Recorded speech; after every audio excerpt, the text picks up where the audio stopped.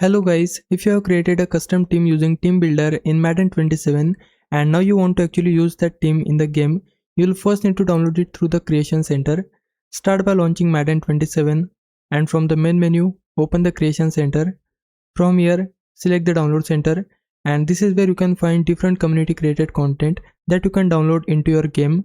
Now you'll want to switch over to My Shared Files.